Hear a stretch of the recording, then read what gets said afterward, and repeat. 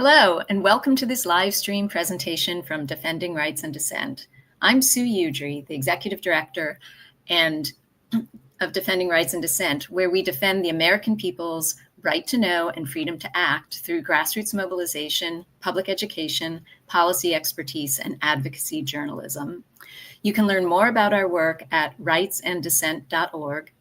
We're streaming live today on Twitter and to YouTube, so please subscribe to our YouTube channel to see more events like this one. On today's program, called War Powers Watch, Trump and Venezuela, we'll review the constitutional and legal issues surrounding the Trump administration's military strike, killing 11 people in the Southern Caribbean earlier this month. The administration claims, but has offered no evidence, that those killed were involved in drug trafficking and members of a Venezuelan gang that the Trump administration has designated as terrorists. In a War Powers report to Congress, the administration stated that future military actions are likely. Some officials have made clear the White House is not only pursuing drug enforcement, but wants to regime change in Venezuela as well. To discuss the legality of Trump's military action, I'm joined by Defending Rights and Dissent Policy Director Chip Gibbons, an expert on both U.S. constitutional law and the history of the U.S. national security state. Chip will review how the killings violate the U.S. Constitution and the War Powers Resolution, the significance of Trump's terrorism designations, and how Trump's strikes in the Caribbean compare to past extrajudicial killings, such as Obama's drone assassination program. Thanks, Chip. And let's just start right in. What do we know about the Trump administration's military actions in Venezuela, and how has the Trump administration justified them? Well, we know a couple things. We know that the Trump administration has long wanted regime change in Venezuela. We also know they've increasingly started using counterterrorism and now military means to target alleged drug trafficking.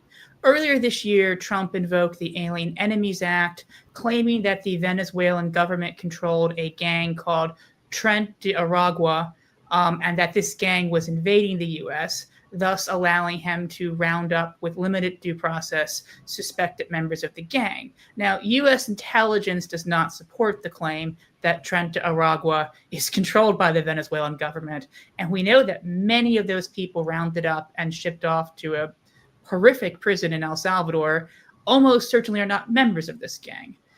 Pretty much everything the Trump administration says we should be very skeptical of, as we should all administrations, but Trump administration's our current president.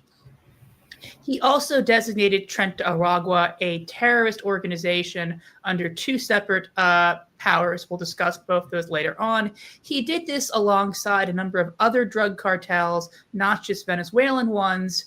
We also know that Trump has signed a secret order allowing the Department of War, that's the new name, Department of War, it's an appropriate name, actually, I'll give Trump credit for that one, to take military action against those cartels he designated as terrorist. Again, later we'll discuss, does the terrorism designation permit military action? And the spoiler alert, it does not.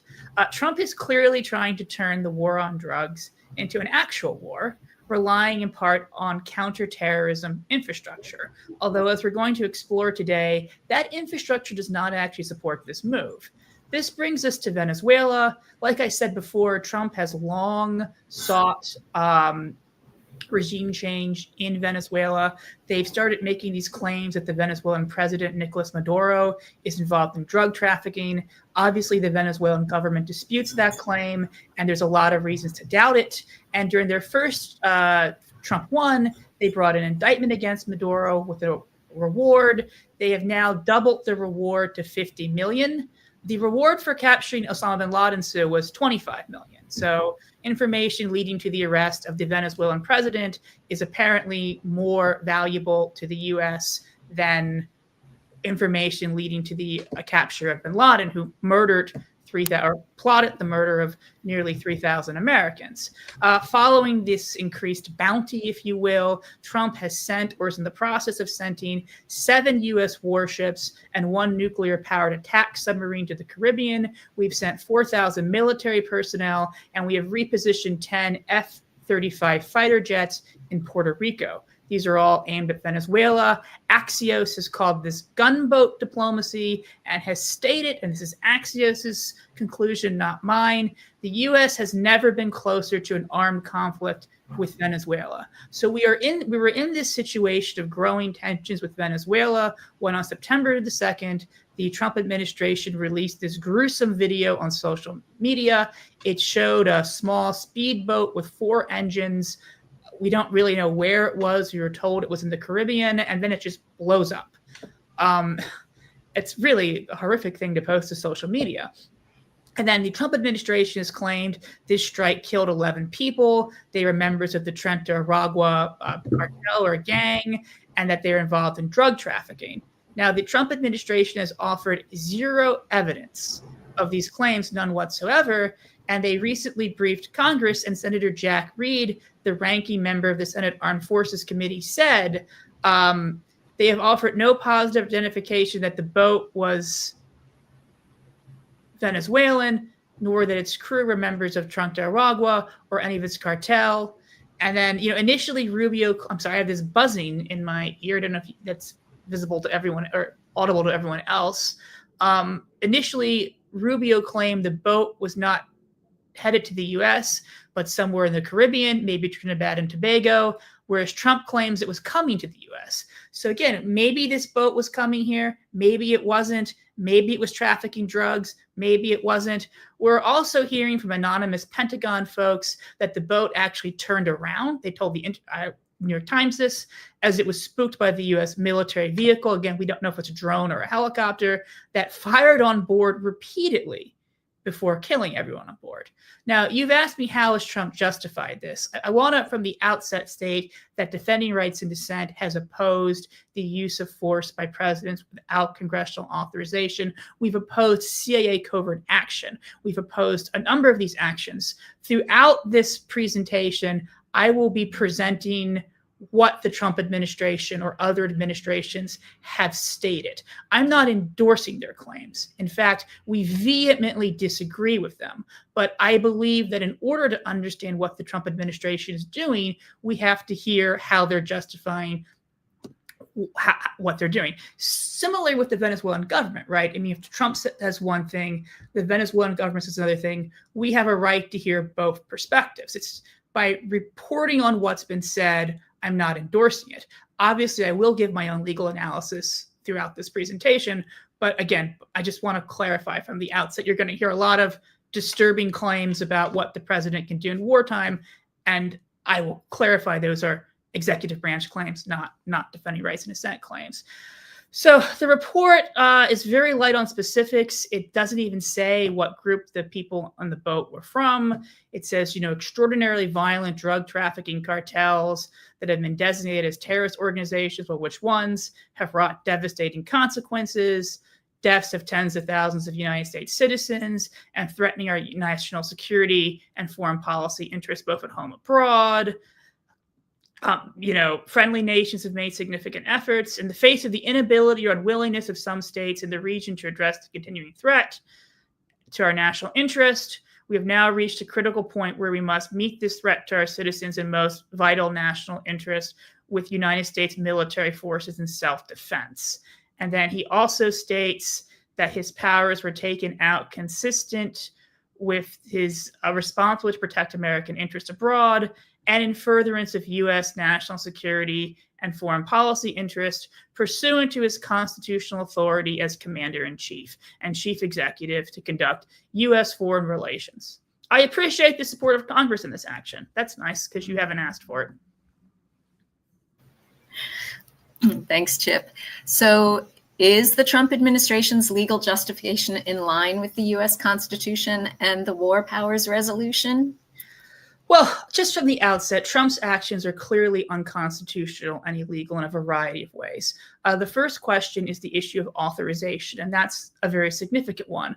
But there's also the fact that drug running is not a military act, and you cannot just use force against people suspected of crimes. So let's start with the authorization. The U.S. Constitution divides war powers between the president and the Congress. So only Congress can declare war, Only Congress can raise and support armies. Only Congress can provide and maintain a navy. Congress also has the power of the purse, which we might not think of as a war power, but is actually historically the most significant war power they have. They can choose to fund a military adventure, or they can choose to cut off funds. They can choose to fund a space force, or they can, defund a space force. Now, the president also has commander-in-chief, has war powers. He's the commander-in-chief of the military.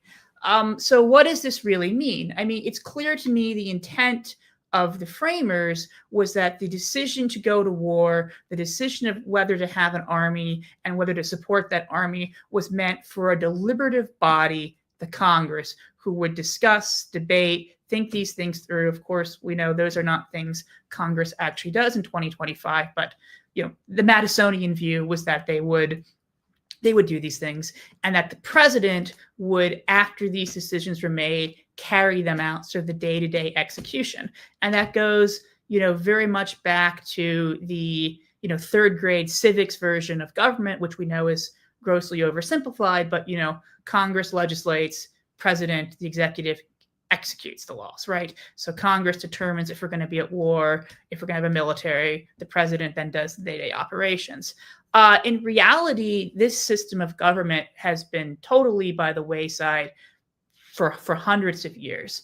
And within the White House, within the Department of Justice, they have an Office of Legal Counsel, which sort of gives legal advice to the president and lays out different rules and whatnot. And for 60 years or so, the Office of Legal Counsel has continuously rubber stamped presidential military actions that were taken without congressional authorization. And they have determined this sort of two-pronged test that they use to determine whether or not a military action is constitutional under the commander-in-chief powers without congressional authorization. First, the president has to reasonably believe it's in the national interest. This is so broad as to be meaningless. And the second one is not a war in the constitutional sense. Not a war in the constitutional sense really raises questions about the OLC's judgment, because they're always finding things are not a war in the constitutional sense, whether it's a one-off bombing like Trump in Syria, or 78 days of bombing like Clinton in Yugoslavia, or I think it was 6 months of bombing like Obama in Libya, or whether it's just a bombing campaign, or whether it's like when George W. Bush sent troops to Haiti. It's always not a war. And I would really question their judgment, because, Sue, I imagine if somebody bombed, God forbid, the United States for 78 days, targeting not just military action, not just military structures, but civilian infrastructure, killed people on trains, bombed NPR deliberately, I really feel like we would feel like we were in a war. And I question how anyone can look at these types of facts and say, oh, it's not a war in the constitutional sense. There's another absurdity here, which is that, a military action that might fall short of a war could certainly lead to a war, right? If you commit an act of war by assassinating someone's general or by mining their harbors, that's an act of war, and that party might respond by war. Perhaps if we weren't, they very well might. And in that case, you're dealing with the fact that, okay, the president has done this supposedly limited thing, and now this other country is going to war with us. And there's also this sort of unrealistic nature as to how U.S. wars grow over time. So let's take Vietnam, for example. The Vietnam War, as we know it, was authorized by Congress in the Gulf of Tonkin Resolution, but it really has its roots to when Truman supported French efforts to recolonize what was called Indochina. Then John F. Kennedy sends military advisors to South Vietnam without consulting Congress. And then we have this Gulf of Tonkin incident, which is, likely misrepresented, very likely fabricated. But even if it wasn't, we're now then saying, okay, the undeclared war we're having, the undeclared soldiers were supposedly attacked. Now we're in a war with North Vietnam. The Iraq War also, I think, followed a similar pattern of mission creep, right? By the end of the Clinton years, Clinton is bombing Iraq once every 3 days. When George W. Bush comes into office, he escalates the Clinton bombing. This is before 9/11. This is before the Iraq War, and that the invasion and occupation of Iraq was not a new policy, but an escalation of this decade of regular bombing and sanctioning Iraq. And the other aspect that I think the OLC discounts is the role of executive branch deception and war making. So Gulf of Tonkin. We know that we were misled about the Gulf of Tonkin resolution in order to get a resolution authorizing military action against North Vietnam. Weapons of mass destruction didn't exist, a connection between Saddam Hussein and 9/11 that wasn't there, right? The executive branch lies. They engage in deception. And that's why a deliberative body like Congress is needed to weigh in early.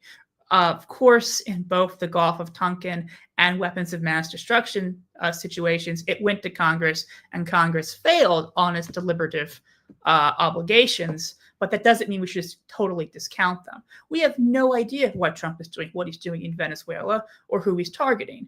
So I think a more correct statement than the OLC version of what the president can do is the policy statement at the start of the War Powers Resolution, which was passed over Nixon's veto in response to the bombing of Cambodia, which states the constitutional powers of the President of the United States, as President as Commander-in-Chief, to introduce United States armed forces into hostilities or into situations where imminent involvement in hostilities is clearly indicated by the circumstances, are exercised only pursuant to 1, a declaration of war, 2, specific statutory authorization, 3, a national emergency created by attack upon the United States, its territories, possessions, or its armed forces. Now, under this constitutional framework, Trump's attack on this boat is clearly unconstitutional. There is no declaration of war, there is no specific statutory organization, and there is no national emergency created by an attack, right? A speedboat with 11 people and 4 engines, which maybe is going to Trinidad and Tobago, maybe not, is not an imminent threat that requires force. So you asked me about the War Powers Resolution or War Powers Act, and it's a complicated law, and there's a lot of misconceptions across the political spectrum about what it does. So what the War Powers Resolution does is it requires that when a president introduces U.S. troops into hostilities or into situations where imminent involvement in hostilities is clearly indicated by the circumstances, unless there is a declaration of war, he has to notify Congress within 48 hours of doing so. And Trump has done so. He's provided that War Powers report that I read parts of that was not very illuminating. Once the president notifies or should have notified Congress, he has to remove those troops from hostilities within 60 days, absent a declaration of war, authorization of force, extension of deadline, or if Congress is unable to meet due to an armed attack. Alternatively, if at any point during those 60 days, Congress issues a resolution for the removal of troops, the president must do so. Now, every executive has claimed this is unconstitutional, but there's also this really unfortunate misconception that the 60-day timeline is basically a blank check, right? The president can go and do war for 60 days without congressional approval. This is absolutely incorrect. The War Powers Resolution does not authorize military action without congressional authorization. And again, the report the president is required to file with Congress must state the constitutional and legislative authority under which such introduction took place. And I'll remind you that the War Powers Resolution, War Powers Act starts with laying out only 3 circumstances in which the president can constitutionally introduce troops into hostilities. Right, it would be irrational to read the War Powers Resolution as saying you can do unconstitutional things, but only for 60 days. So while the War Powers Resolution, it's true, doesn't necessarily limit the ability of the president to introduce troops without congressional authorization, it also does not authorize it either. And I think we have to read the 60-day period in connection with the policy statement about what the Constitution allows. Now, there's another issue here, and that's the issue that whoever these individuals were on this boat pose no legal threat to the U.S. They were not engaged in the use of force against this country. And although the Trump administration has expanded the definition of invasion, they were not planning to commit a military invasion. Trump's invocation of self-defense under international law doesn't apply here. They weren't on a battlefield. We're not in an armed conflict with this boat. So, they're just suspected of drug trafficking. We don't even know if they were. The president can't just order someone dead because they're suspected of a crime. Our Constitution forbids that, and international law also forbids extrajudicial killing or extrajudicial executions. And, when it comes to people who are allegedly bringing drugs to this country, there are Coast Guard protocols, right? They give the boat a warning to halt. They're allowed to use non-lethal force to capture, and they're only allowed to use lethal force in self-defense or in cases of resistance, which is similar to what domestic law enforcement can do in the U.S. So we're not only talking about an unauthorized military action, we're talking about an extrajudicial killing. So you just said that these actions likely constitute an illegal form of extrajudicial killings. Could you talk about this prohibition and what is the U.S.'s history with extrajudicial killings? Sure. So in terms of domestic actions, the U.S. Constitution places pretty firm limitations on when the U.S. government can use force. Fifth Amendment says you can't be deprived of your life without due process of law. The president can't just, or the police chief can't just say, I suspect you of a crime, I'm going to shoot you. The Fourth Amendment people think about in terms of searching people, but it also includes searches and seizures. Seizures includes a seizure of the person. So you have to use reasonable force when detaining someone. So a police officer who engages in police brutality, including potentially murdering someone, violates the Fourth Amendment. The other issue here is then what happens in sorts of international situations.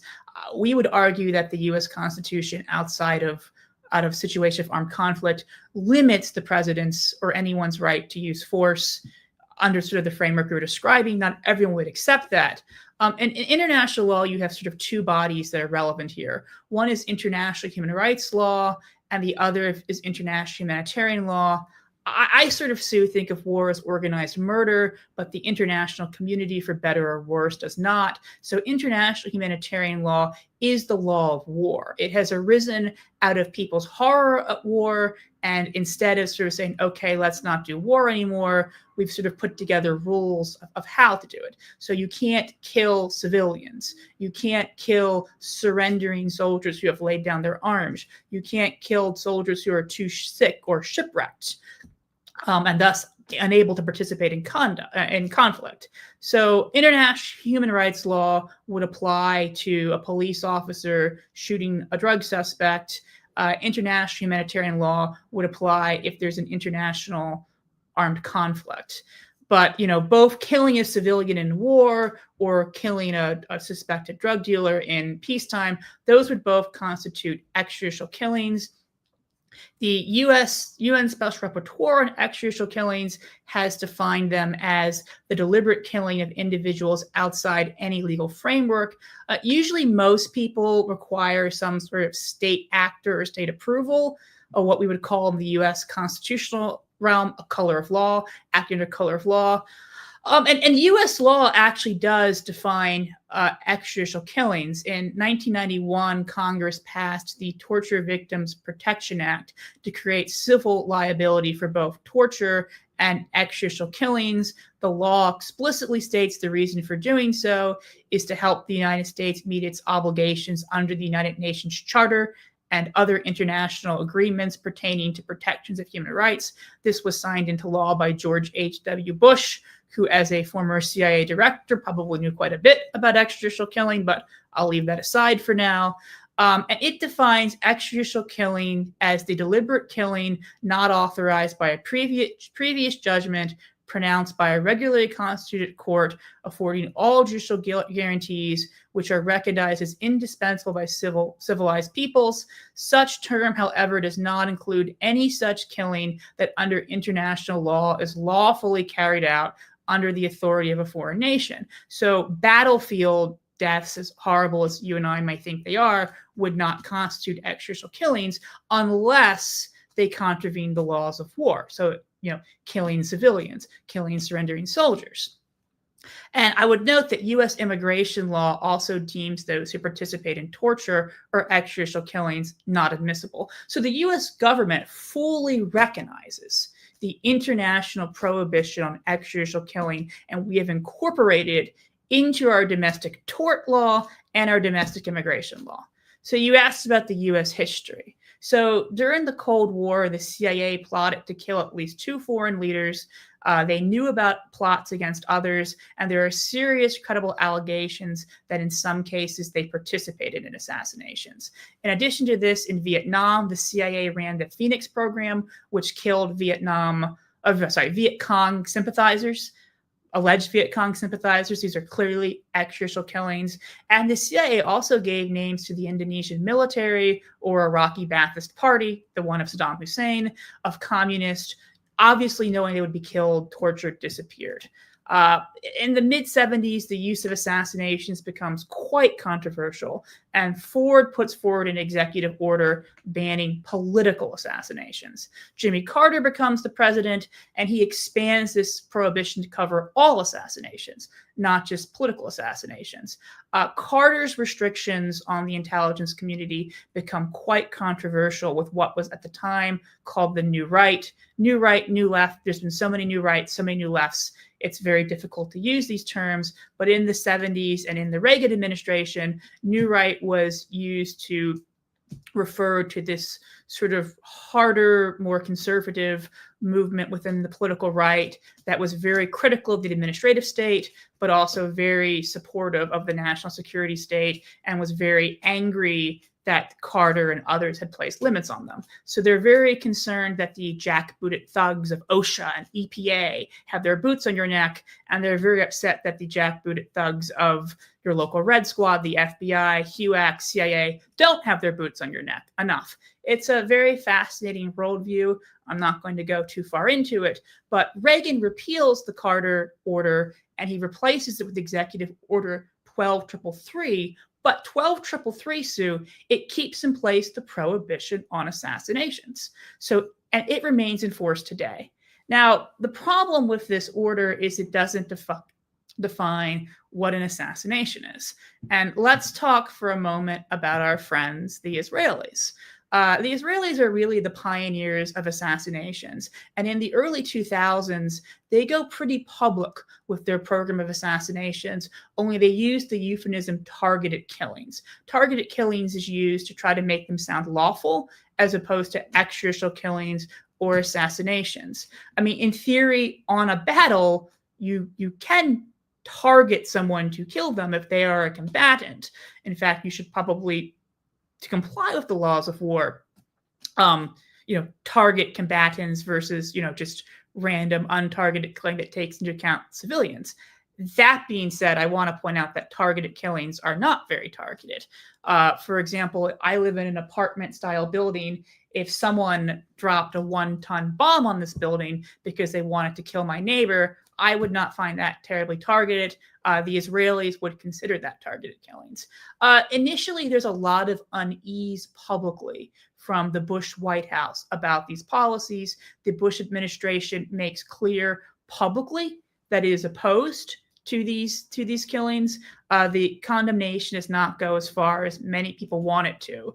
It sparks sort of a schism in the Democratic caucus. You have John Conyers, who raises the issue that these targeted killings use U.S. Apache helicopters and wants a GAO investigation. And then you have other Democrats like Joe Biden, who are mad, very angry that George Bush would dare to criticize the Israelis, and they want him to support the targeted killings. There also is at least one dissenter in the Bush administration at this time, Sue. Can you guess who he was? No. Dick Cheney. So he's a stalwart. So you have like Colin Powell on CNN saying targeted killings are too aggressive, we oppose them. And then you have Dick Cheney on Fox News being like, this is great.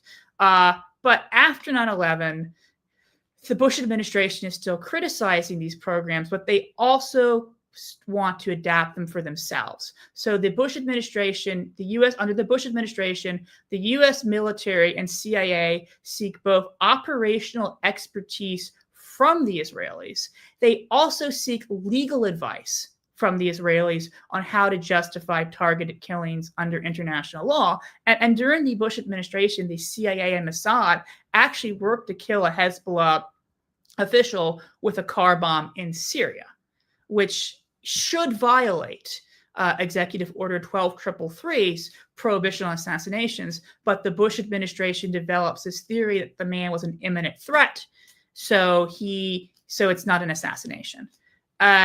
Bush adopts the targeted killings usually through drones, and Obama expands this with this really horrific drone program. And I want to mention that, the most controversial drone killing of Obama was the killing of Anwar al-Awlaki, who they also kill his 16-year-old son, who was not a combatant at all. And it's very controversial enough that they're forced to put out a redacted memo of the legal justification. And that for the domestic law, they cite the AUMF, of course, the 2001 AUMF, were in a situation of armed conflict with the Taliban, Al-Qaeda, and associated forces. But there's a redacted portion that then has as a cite an Israeli court case. And that Israeli court case is about targeted killings. So I don't want to make the claim that Israel was directing this program, that they weren't. They'd have very different targets. They'd be going after Hezbollah and Hamas, not Al-Qaeda and ISIS. But that we really do adopt Israel-style targeted killings, both in terms of practice and in terms of their legal justifications. And then, Trump obviously kills Soleimani. That's clearly a targeted killing. Again, so there's a history here, right? We ban assassinations, we criticize the Israeli targeted killing program, but then we start to adopt the targeted killing program for ourselves under the guise of the war on terror. So, Chip, you mentioned Obama's use of drone strikes, and some supporters of Trump's military action have pointed to the Obama's drone policy, accusing liberal critics of hypocrisy. How similar are Trump's actions to Obama's drone policy? I think the question really depends on how much you care about the distinction between process and legal theory and the results, right? If you're blown up by a drone in the Caribbean, it doesn't really matter much to you if Trump used a different legal theory or the same legal theory to carry out the action. Murder is murder, and if you're the victim of the murder, it's not much of a difference. And we know, Sue, all too often in Washington, there's a fixation on legal process over results. I think the most infamous example of this would be Bush's, originally Cheney's, warrantless wiretapping program after 9/11. Initially, John Yoo says it's authorized as commander-in-chief authority. Then Jack Goldsmith says, well, it's authorized under the AUMF. And then the OLC walks it back a little bit, saying 3 of the 4 programs are authorized under the OLC, under the AUMF, but the 4th one isn't. And James Comey, that wonderful hero, says, oh, I'm going to resign. And I say, okay, it's no longer authorized under the AUMF. It's authorized under a different statute. And Comey says, oh, I'm okay. And the surveillance never stops, right? But they just changed legal justification. And at Defending Rights and Dissent, we don't endorse that kind of thinking. We don't want you to be spied on. We don't want you to be murdered. But it is worth pointing out how Trump is expanding executive power here, even beyond what Obama did. So for Obama's drone wars and Bush's drone wars, they claimed that the 2001 AUMF, which granted use of force against nations, organizations, or persons the president determines, planned, authorized, committed, aided the terrorist attacks that occurred on September 11th, or harbored such organizations or persons, or in order to prevent any future international terrorist acts against the United States by such nations, organized, or persons the president could take force against. And they interpret that to mean, that's very broad and should never have been passed, but it was. They interpret that to mean Taliban, Al-Qaeda, and associated forces. And they use the associated forces to basically turn this into pretty blank check for war. They're bombing people outside Afghanistan. They're bombing people who weren't even alive when 9/11 happened. And it is very disturbing and very gross. And, we criticize the perversion and stretching of the AUMF, right? The AUMF was too broad. Congress should never have written it that way. But even the way it was written, it was stretched beyond any meaning by the Obama, Bush, Biden administrations to do things like do an air war against ISIS, which has nothing to do with 9/11. Whatever you think of ISIS, and maybe you think there should have been an air war against them, in which case Congress should have justified it. But again, we opposed the drone assassinations. You called them assassinations at the beginning, and I think that's what they are, even if we use this euphemism, targeted killings. But again, they're claiming they've been authorized to use force by Congress and that there is an international armed conflict between Al-Qaeda, Taliban, and a quote-unquote associated forces. So Trump is not claiming any authorization from Congress, and I'm not even clear he's claiming there's an international armed conflict between these drug groups and us. So this is a really disturbing escalation, but let's kid ourselves, it does have roots in these previous policies. Right. So you mentioned the AUMF, which provided the legal framework for the war on terror. Trump has designated cartels as terrorists. So what's the legal mechanism for doing so, and what are the effects of those designations? Yeah, so part of the sort of implicit logic we're being hit with is that during the global war on terrorism, we used military force against terrorists. Therefore, you kill terrorists with drones. Trump says these people are terrorists. Therefore, it's okay to do so. And as I noted above, there was a specific authorization of military force after 9/11. That authorization was extremely broad, and in spite of its broad nature, it was stretched beyond all human recognition. And I never thought I would live to see the day where I would say something positive about the AUMF, but at least there was an authorization against Al-Qaeda, Taliban associated forces. Trump is not relying on any AUMF here. He's talking about two other laws. One is the International Emergency Powers Act, and the other is the Immigration and Naturalization Act. Now, Sue, nothing in the International Emergency Powers Act or the Immigration and Naturalization Act allows the president to use military force without Congress or authorizes military force. So since the Clinton years, presidents have used the International Emergency Powers Act to sanction organizations and people it considers quote unquote terrorist. It originally was only those terrorists who threatened the Middle East peace process, which under Clinton was mostly Palestinian groups, not exclusively. There were some of the so-called Conist groups in Israel that were designated, but it was clearly designed to criminalize support in the U.S. for Palestinian factions against and to sort of limit the rights of Americans who were not in line with what Clinton was doing in the Middle East. And then after 9/11, Bush expands this framework with a new executive order, creates this idea of specially designated global terrorist, and Trump has cited the Bush executive order to designate the various cartels. Well, then also after Clinton is already designating people as terrorists, Congress passes the Anti-Terrorism and Effective Death Penalty Act. It's a Republican-written law endorsed by Clinton, and it amended the Immigration and Naturalization Act to allow the Secretary of State to designate a foreign group, a foreign terrorist organization.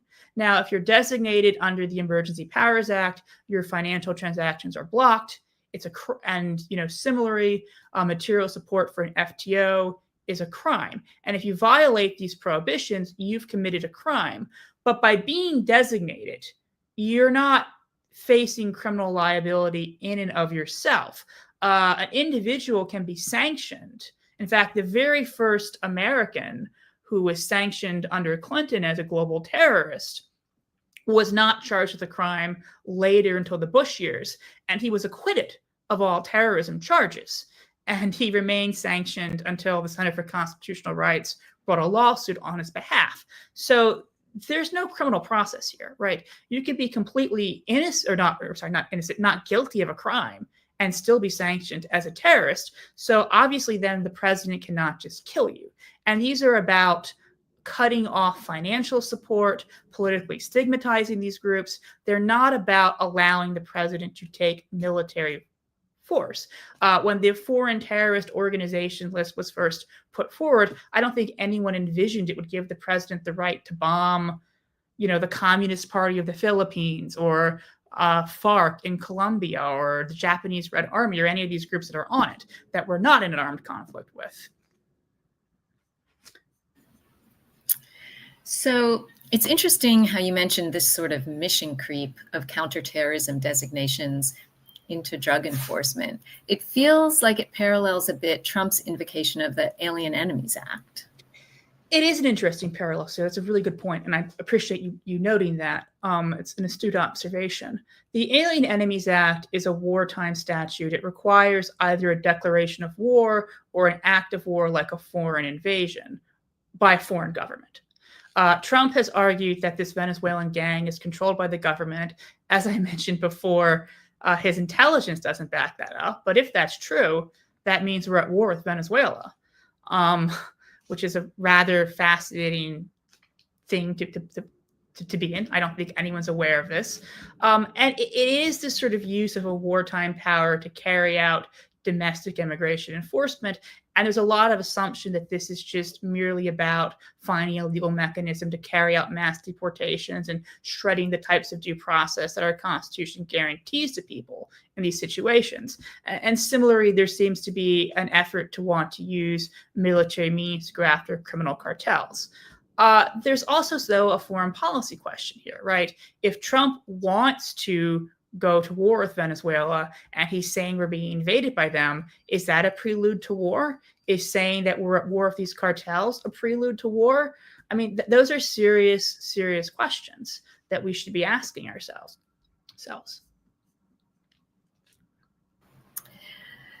Yeah, so the Trump administration has cited drug enforcement as the rationale for these strikes. What's the larger context in which they're occurring? Can you fill us in on that? Yeah, Trump's claims about Venezuela and drugs are not uncontested. Obviously, the Venezuelan government rejects these claims, but a lot of experts on international drug trafficking have also raised serious questions. Venezuela does not appear to play very much of a role in drug trafficking per experts, and almost none in fentanyl. It would be third-party cocaine trafficking. And again, when they talk about these strikes and why we need them, they make these very emotional arguments about people overdosing on fentanyl, which is very, very terrible. They've also made this claim that Maduro is not a president, but a head of a drug cartel, and that the drug cartel he's head of is called the Cartel de los Sols. Well, here's a thing that, it's very interesting. People question whether the Cartel de los Sols even exist. And most of the experts I've seen interviewed by mainstream media, I'm not talking like anti-imperialist or left-wing media, but like CNN or France 24, they say the Cartel de los Sols does not exist. It's something we've made up. So if it's not the drugs, Sue, what's going on? The U.S. has a long history of military intervention in Latin America, even predating the Cold War. For example, the U.S. invaded Nicaragua in 1912 and occupied it until 1933. During the Cold War, we see coups in Guatemala and Chile. We see attempts to overthrow the Sandinistas in Nicaragua and Castro in Cuba, death squads in El Salvador. And this policy really continues on post-Cold War as well. We know for 2 decades now, the U.S. government under 4 different administrations of 2 different parties have wanted Chavez and now Maduro gone. We know the U.S. had knowledge of the planning of the 2002 coup in Venezuela, though we disavow direct involvement. Obviously, they don't believe that in the Venezuelan government. Obama declared Venezuela an extraordinary and unusual threat to U.S. national security. I think most people in this country, whatever they think of the Venezuelan government, and I imagine most people probably don't have positive opinions, would be surprised to learn that Venezuela is an extraordinarily unusual threat to our national security. But this opened the door to sanction the country. And in 2017, Trump dramatically escalates the sanctions. And there was a study by Mark Weisbot of CEPR Center for Economic and Policy Research, and Jeffrey Sachs, the respected economist, that came out in 2019 that claimed because of these 2017 sanctions, 40,000 people had died. Since then, we've seen a study from the Lancet Global Health Journal that says that 8 million people since 1970 have died due to unilateral US or EU sanctions. And there's a big debate in international law right now about whether or not unilateral sanctions, what are sometimes called unilateral coercive measures, are even lawful under international law. These are sanctions that are not imposed to the UN Security Council, but by individual states. And there's a growing recognition within the human rights community about the impact of these sanctions on human beings, on civilians, on humanitarian situations. Venezuela is in a dire economic situation. Defending Rights and Dissent does not have an opinion on what is the cause of this. We don't give economic advice to our government or other governments, but I think the American people have a right to know that a lot of people think the sanctions have contributed to the economic crisis, and there are other people who think the sanctions are the cause of the economic crisis. So there is this debate about whether or not the sanctions, have just made a bad situation worse or are the cause of the bad situation. But either way, it's clear the sanctions are designed to destroy Venezuela, which has caused, in order to topple the government, which hasn't toppled the government, but has caused people to die and has created this sort of refugee crisis that we now see. So hardliners in the Trump administration very much want regime change in Venezuela. They dedicated a lot of effort to this during the first term. They recognized an alternative government in Venezuela, Juan Guaido, that did not, in fact, have any control over the country. They have increased the sanctions. There was that strange incident some people refer to as the Bay of Piglets, where a private mercenary firm tried to invade Venezuela. They were foiled by fishermen, which sort of speaks to the strength of their invasion. But it is very, very clear the Trump administration wants regime change. That regime change has nothing to do with drugs. And this really opens the question, what's going on here? Like I said before, there's a long history of deception in starting wars. Saddam Hussein had nothing to do with 9/11. He didn't have weapons of mass destruction. We were told that to get a regime change war. The Gulf of Tonkin in Vietnam, similarly, an act of deception. And then the other thing to think about here is Panama, right? George H.W. Bush invades Panama without congressional authorization and removes its head of state on the grounds that they're going to prosecute him for drug trafficking. And a lot of what we're seeing with the drug trafficking claims does feel a bit like the sort of prelude we saw to the invasion of Panama and abduction of Noriega. And, Hegseth was asked, the Secretary of War, no longer Secretary of Defense, Secretary of War. I think that's a great title for Mr. Hegseth. Was asked about regime change in Venezuela, and he said it's a presidential decision, and we're prepared to support it if he makes it. But it's actually not a presidential decision. It's a congressional decision. And if this escalates from blowing up drug boats, which is horrible, and a form of extrajudicial killing, into an attempt to topple a government, that's a much bigger military conflict. And that is clearly a war in the constitutional sense. And I warned people at the beginning about how we sort of start with military advisors to South Vietnam or bombing Iraq once every 3 days, and then we're in a full-scale war. And that looks very much like that could possibly happen here. And that is the potential road that the Trump administration has placed us on. Yeah, it's frightening. So you've raised the prospect that these supposedly limited drug enforcement military actions could escalate into another U.S. regime change war. Seems certainly possible. So what should Congress be doing now?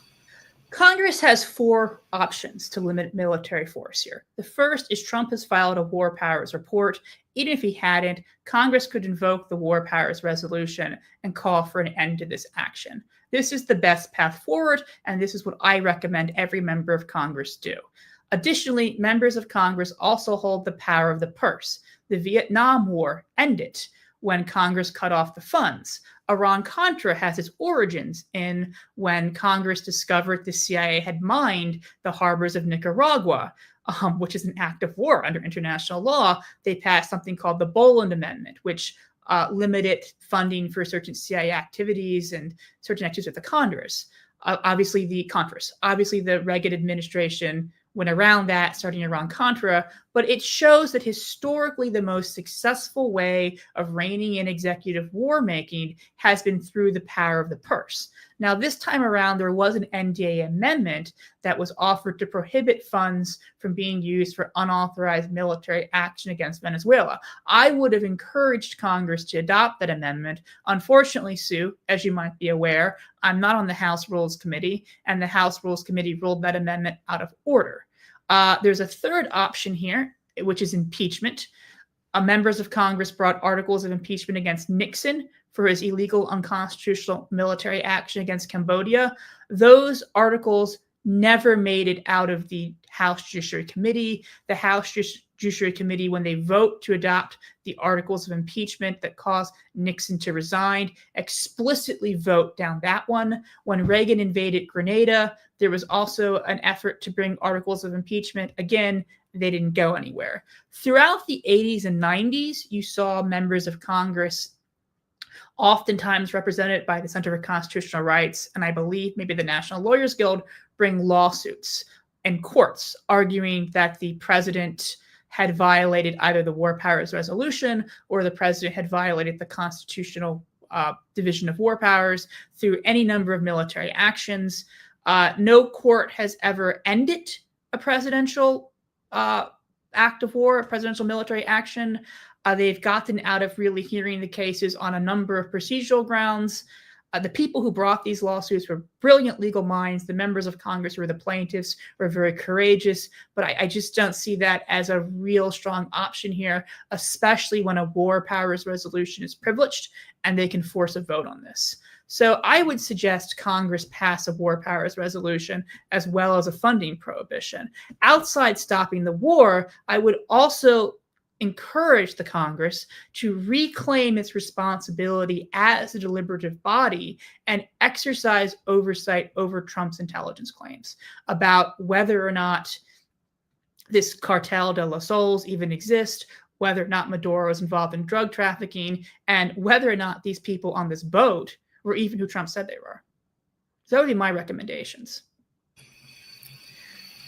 So we'll take those to Congress.